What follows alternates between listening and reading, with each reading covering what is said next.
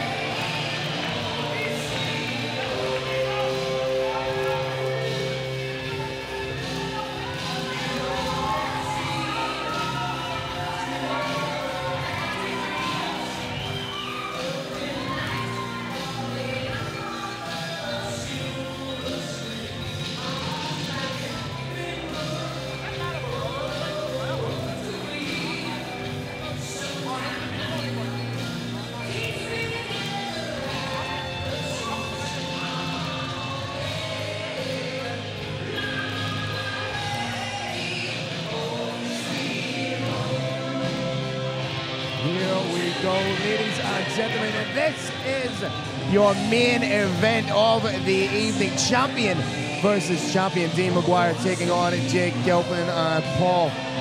What a fight we have in prospect here. 2 of the most well-known amateurs in the game on the very cusp of going pro. A big win here could really vault the winner into the professional ranks. Incredible fighting prospect. Yeah, Jake Gilpin is one of those fighters I've been lucky enough to commentate on most of his fights, and he's just electric everywhere, in particular his striking. This is his 11th amateur bout. Yep. Dean Maguire picked up one of the best knockouts I've ever seen with Virtus 2 last year when he knocked out Hugo Strutt. Both guys are just sensational to watch. Yeah. Dean's on a 3-fight winning streak as Yes, well. indeed, after losing his debut. Yeah. So, you know, he's got a heavy... That left hook that last year over Hugo Strutt. Well, I still have nightmares about that shot, I'll be honest. Not only that, he picked up the biggest one. Oh, he dropped him! In the first exchange, he puts Jake Gilpin on his back, and that straight right went right down the centre and found a home on the chin. Now, the only advantage for Gilpin is that it happened early in the fight when he's not fatigued, so he has a little bit of time to get his cognizance about him again. Yeah, he felt the power there for sure. Gilpin is actually on a 2-fight skid, but he went 4-1 before that. He's been in some great contests, wins over Alex Fagan, Marek Soup, Aaron Boyle, some serious names on that CV. And that Aaron Boyle fight was a knockout of the year contender in just 17 seconds in 2023. Yeah, he's a sensational and very entertaining fighter, and you know, he's having to weather some adversity right now.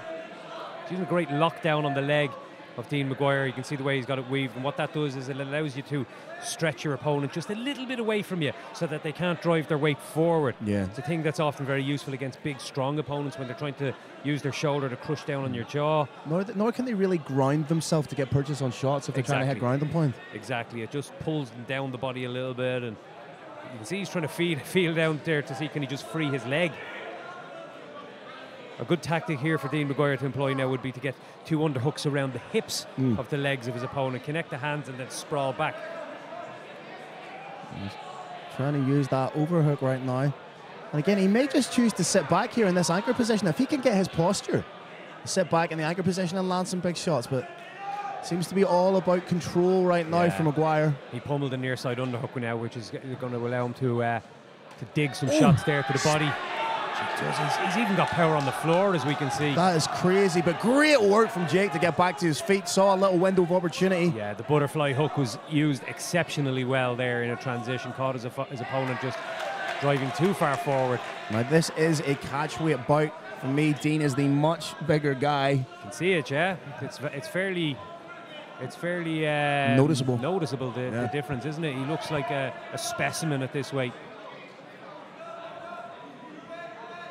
Nice shots right into the inside thigh from Maguire. Really coming into his own as a young amateur mixed martial artist. Like you said, a 3-fight win streak, coming off the biggest win of his career against Ryan Kelly at Clan Wars to pick up the title. Yeah, both guys have taken home some nice belts in their time. Jake Gilpin managed to get himself a belt at the Euro Fighting Championships as well, which is no easy feat because the matchmaking on that promotion is among the best in amateur mixed martial arts anywhere. He's still the reigning defending Akuma champion as well. He is indeed, after that win over Marek Soup. So this has been an entertaining first round, but you'd imagine that heavy knockdown early on is going to be the thing that separates them on the judges' scorecards after that one. Well, unquestionably, Paul, it's the most significant shot that landed in the fight, the most significant point of the fight, and we're just going to see it here. But was it the lead hand? No, big shot. Big overhand right and then the left. Beautiful. That left just really topped it off. So good. Just he feinted that little dip in levels and came over the top with the right hand. You see it here. He just goes to feint the dip and pop. Beautiful shot, putting Gilpin right on the back foot. But Gilpin does have a beautiful pivot hook. So if we get to see that at some stage, and not only is it a beautiful shot, but it also opens up a straight right down the pipe. Now, credit to Dean, he did not give Gilpin any time whatsoever to settle into the fight. Just took charge from the get-go, really did, so impressively. And we just got to see that power. We saw it here last year at Virtus 2 when he knocked out Hugo Strutt, like just stone cold, just outdone. And he's got the power to turn anybody's lights out, so there's always that threat. Oh, nice shot again. Couple of shots right down the middle. He's not allowing Gilpin the time to just get into his rhythm, his flow. He's making him work off the back foot, walking him down. Oh, beautiful slip and land of his own from Maguire. Yeah. Head clean off the center line, came back with his own shots. Very, very nice. That's a proper foot stomp if ever I saw one. Big knee to the body. Gilpin's reversed him again against the fence. He needs to do some damage with it. And as the smaller man, does this really benefit Gilpin? to try and control the clinch. Yeah, he needs to land some shots with it, you know. There's that nice tight plumb clinch he tried for, at least with one hand anyway. And now he's connected the hands around the back, and he's going to get a little reversal here, I think, on Gilpin. If he has the doubles there, you called it, Paul. Good shout. Back to those foot stomps, and they're loud, you know. Which is a sign that they are going to be sore. Nice reversal from Gilpin. 50-50 position. Both fighters with an overhook, both fighters with an underhook. They're having their moments here, but neither guy really taking control of this round in the way that Maguire took control of the first, so it could be up for grabs. Gilpin is looking for that change in levels. Has he connected his hands? He has not. Approaching the midway point of the round, and indeed the fight here in our main event at Virtus 3. Phil Campbell, Paul Brown on the call. He's on a single now. Is he going to try and step his left leg here into the middle and drive his opponent's weight across? He's elected to circle back around the opposite way, looking for the little sweep, pulls him away. Trying a variety of weapons here, but none of them seem to be working, even though he has the hands connected. The credit has to go to Dean here for having such a fantastic base, but when you're learning your wrestling under a legend like Bruce Irwin, you would expect nothing less. Yeah, he looks very comfortable here against the fence, and he's stuffed a number of attempted trips and throws. Shoulder bumps and everything here from Jake Gilpin. Real solid head position too. He's trying to kick that leg out. And Maguire withstands the pressure, and he's going to get to let those shots fly again. Gilpin doing a good job of just being evasive. Oh, right hand, I think, clipped Maguire, but not flush. And if I'm Gilpin right now, I'm going to disengage and try and throw my hands. Yeah. Because that was probably the most successful little period he's had within the fight. Yeah, his head movement looks so good there. Yeah. He did the right job of just keeping the head off the centre line and just popping his shots out when given the opportunity. Very close round this. He might have done enough to nick this round, you know. Potentially, Paul, yeah. That would leave us a round apiece, potentially.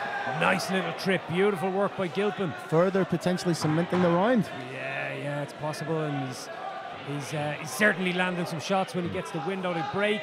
Does so again, dropping down some bombs, finishing strong. I think this is all to play for now. Yep. Going into round 3. Fantastic finish to the round for Gilpin. Like we said, two of the highest level amateurs on the scene right now. A little bit of a replay. Some beautiful work here from Jake, but Dean happy just to charge him down and land his own shots. We saw the pressure early in the round, didn't we? And that right hand, the chin on Dean Maguire to take that, because that spun his head and he just got right back to business. I think this is a very competitive fight. I think it's all square, and I think we're in for a massive round to finish off the evening. I think it's far too close for a fight for either fighter to rely on the cage wrestling at this stage. I think, and I'm saying this as a fan as well, I think someone needs to go out there and get the finish. Yeah, it's the impactful strikes that are going to swing this. Both guys have had impactful strikes on each other now. I think the cardio could play a factor too. Are they both going to be able to keep up this pace in the third and final round? We've seen Jake Gilpin do it. Dean Maguire, a guy that carries power. Can he carry it into a third round? Only one way to find out. Spin and heel kick attack from Gilpin. Landing big with the kicks. Trying to go to work again with the hands. Needs to get that head movement is ridiculous. Nice elusivity. I'd love to watch him fight. He's just so stylish and slick, and he just shows improvements all the time when I see him. Oh, beautiful leg kick. Takes the leg away from Maguire. Kick was tidy, wasn't it? And he tried to follow it up and catch Maguire on the way back up. Narrowly missed. Gilpin's cardio is on another level. He's turned up the pace here, Phil. Yeah. Really has. And he's landing, he may not be landing any of these kicks clean to the head, but they're landing on the arms, which can cause serious damage. Yeah. Dean does the right thing, scores the takedown. Yeah, Maguire is just taking that striking away from Gilpin. That's a very smart move, because Gilpin was just feeling himself there. He was getting into his flow and really letting the weapons fly. Dean's done a great job to shelf the legs, Khabib style. Yes. But Maguire needs to go to work here. Yeah. Just as I said that, he starts landing some solid shots. We're seeing a lot of shoulder bumps tonight, and I'm not mad at that, you know? Not at all. I love to see fighters showing a bit of ingenuity and, you know, utilising everything that's available to them. Gilpin just taking a moment, trying to think, what are the options here? What can I do to get my legs back out of this trap? And just as you say that, Maguire takes away one of the potential posts for Gilpin. Very, very smart. Digs an underhook. He might be able to elevate his opponent here. Might be able to create some space. Gets the butterfly hooks in again. Now we saw a butterfly sweep earlier in the round, or earlier in the fight, should I say. Is this where the weight starts to play a factor? They're essentially meeting in the middle here, but as we said, Maguire, the much, at least aesthetically, looks like the bigger guy. Yeah, for sure. Oh, we're Rubber looking at guard. Gilpin. Now Gilpin came very close to a boogie choke in his last fight. Very, very close. Yes. He just, he thought about fishing for that rubber guard there. He's a very creative grappler off his back. But Dean's doing the right thing by keeping him compressed against the cage so he can't extend the hips and create angles for himself. Negating the threat of all of those submissions.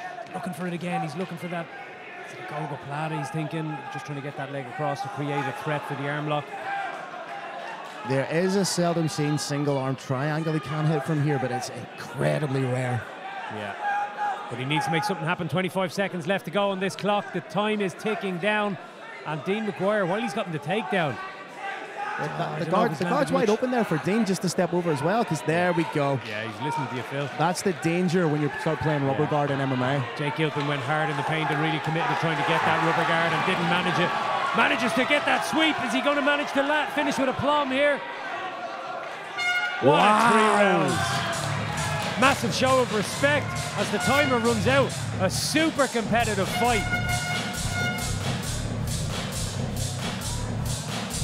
And we're going to see some of the action. This is the beginning of the rounds. Spin and kick was close, wasn't it?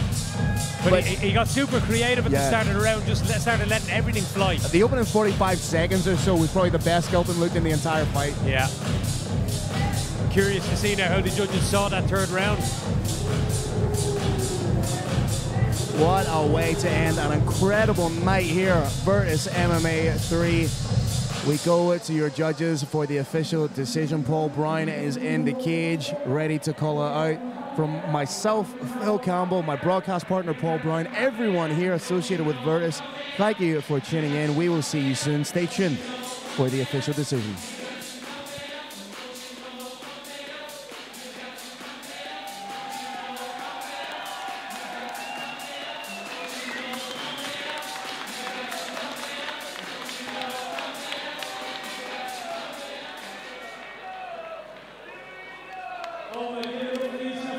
After an epic main event.